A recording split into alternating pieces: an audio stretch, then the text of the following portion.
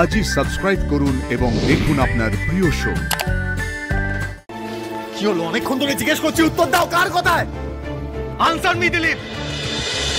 বাবলুকে সঠিক পরামর্শ দেওয়ার জন্য আমি আর মধুবনী যথেষ্ট। সেখানেই তো আমাদের খারাপ লাগা সুরভি। আমরা বাবলুর বাবা কাকা থাকতে তোমার ছেলে একটা বাইরের মেয়ের বুদ্ধিতে চলছে। বাইরের মেয়ে? কে বাইরের মেয়ে? সে কথা আমি নিজ মুখে বলতে চাই না, তবে তোমার ছেলে যে ওর বুদ্ধিতে চলছে এটা মিথ্যে নয়। ওর বুদ্ধিতে চলেই তো। বাবা স্টপ প্লিজ। বাবা তুমি কি ভাবছো আমি যা করছি মা বা মধুবনীর কথাই করছি? না বাবা, তা নয়। ওখানে যা ঘটেছে আমি নিজের চোখে দেখেছি বলেই ওখান থেকে আমি চলে এসেছি, কারোর ইনফ্লুয়েন্সে বা ডিসিশনে নয়। আর এই ক্ষেত্রে আমি কোনো ভুল করিনি ছোটকা। আমি যেটা দেখেছি সেটাই সত্যি। আরশির বাড়ির লোকদের চিনতে আমার এতটুকুও ভুল হয়নি।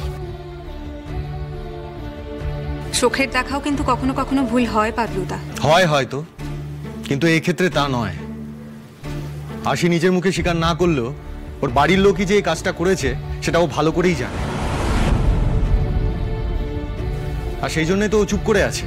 খুব তো বলছিল যে ওর বাবাকে নির্দোষ প্রমাণ করবে। পারলো একটাও প্রমাণ জোগাড় করতে? হ্যাঁ বলো, পারলো কি?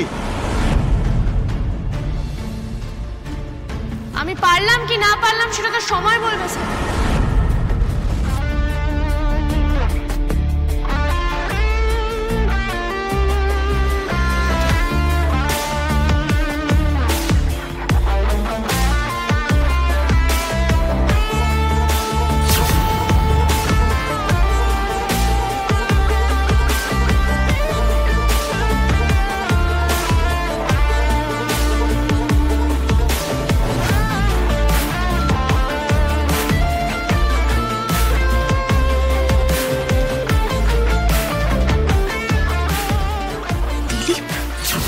ও এখানে কি করছে?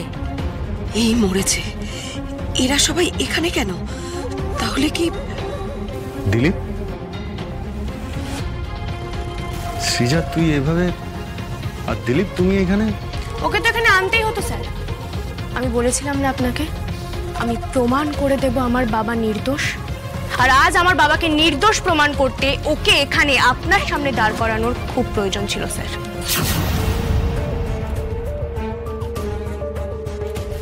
মানে বুঝলাম না আমি। প্রয়োজন মানে কি বলতে চাইছো? দিলীপের সঙ্গে তোমার বাবার নির্দোষ হওয়ার কি সম্পর্ক?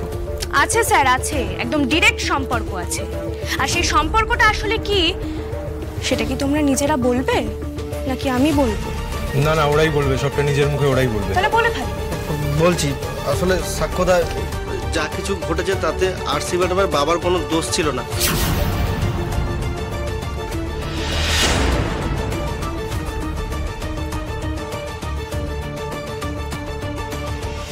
হোয়াট? তাহলে দোষটা কার? আমাদের।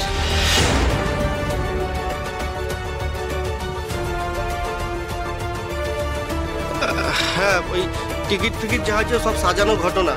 আর ম্যাডামের বাবাকে এর আগে আমরা চিনতামও না। সত্যি বলছি, মাক্কালি।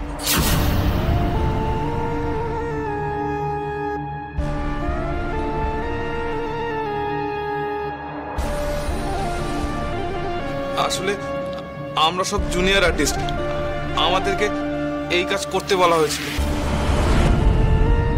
কে বলেছে তোমাদের এই কাজটা করতে?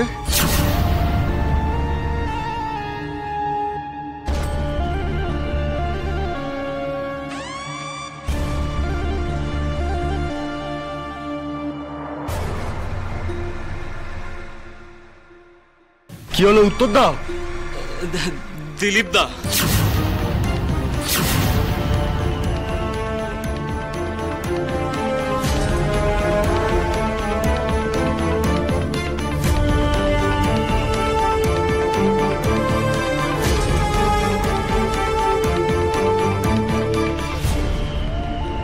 সর্বনাশ, এরা তো সব সত্যি কথা বলে দিচ্ছে।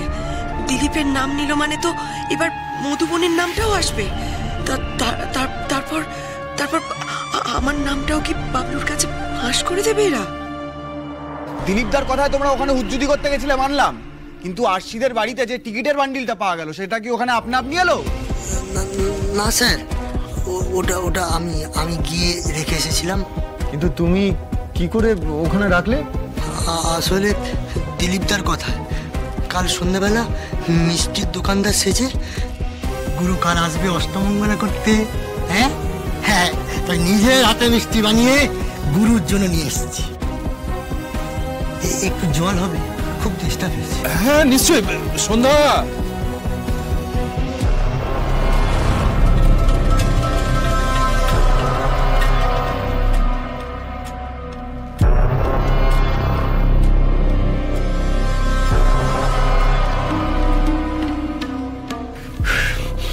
দিলীপ, তুমি এই কাজটা কেন করলে? আরে আরশির বাবাকে অপমানিত করে তো তোমার লাভ হবার কিছু নেই, তাই না? তাহলে তুমি নিশ্চয়ই এই কাজটা কারোর কথাই করেছো। কে সে? বলো কে সে? কে বলেছে এই কাজটা করতে তোমায়? দিলীপ, উত্তর দাও। ও আমার দিকে তাকিয়ে আছে কেন? তাহলে কেউ বলে দেবে যে আমি? না না না, এটা হতে পারে না, কিছুতেই না। দিদি আমি চেষ্টা করেছিলাম দিদি, ওরা আমাকে ধরে ফেললো। আমি পালিয়ে যাওয়ার চেষ্টা করেছিলাম কিন্তু পারলাম না, ওরা ধরে ফেললো।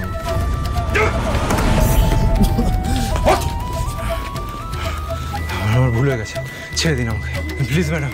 আর জিন্দগিতে হবে না, আমার ছেড়ে দিন ম্যাডাম। ম্যাডাম তোমার ছেড়ে দিন। এই ছাড়বো কি ছাড়বো না পরে ভাববো, আগে বল টাকিতে লোক পাঠাতে কে বলেছিল তোকে?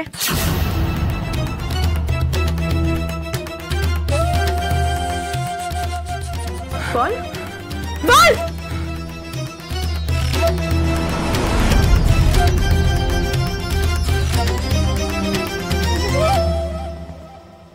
For God sake Dilip, please চুপ করে থেকো না, উত্তর দাও বলছি। সাক্ষ্য ছেড়ে দাও না। আরে ও করেছে অন্য কারোর কথায়। না মধুবনী, আমাকে জানতে হবে কে সে। দিলীপ, কার কথায় এত বড় কাণ্ড করলে তুমি? কি হলো? অনেকক্ষণ ধরে জিজ্ঞেস করছি, উত্তর দাও, কার কথায়? Answer me Dilip. দিলীপ চুপ করে থেকো না, উত্তর দাও বলছি।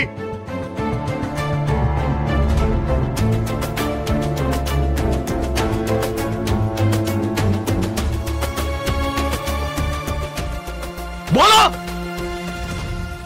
মধুবনী ম্যাডাম।